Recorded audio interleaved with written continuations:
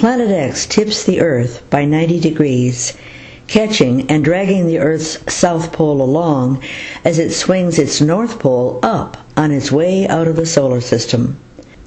The Earth's rotation had stopped with the Atlantic Rift facing Planet X in a magnetic grip. But Europe and Africa were still tugging to the east, and thus the Atlantic rips apart. The former North and South poles are now on the new equator. India has become the new South Pole. Africa tears away from the Mediterranean, tipping the Arabian Plate in the process. The crashing plates compress the Pacific and force the Himalayas over India. India and Western Australia drown, as does Indonesia. An inland bay rips into the Russian lands just to the east of the Ural Mountains.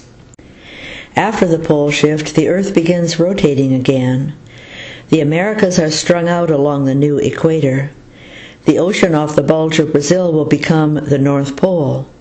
Alaska and Siberia, formerly frozen lands, will now be tropical.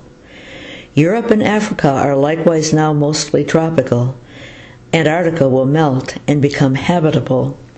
The bulge of Brazil will lie on the new polar circle, but lands along the spine of the Andes will be temperate, as will the western United States. What was formerly India will become the new South Pole, with the lands nearby suddenly plunged into polar cold. Australia and New Zealand touch the new equator. But Pakistan, Afghanistan, Iran, Tibet, southern China, and Southeast Asia will freeze, as will those who drown in what was formerly India. The world's most populous nations are thus at the greatest risk.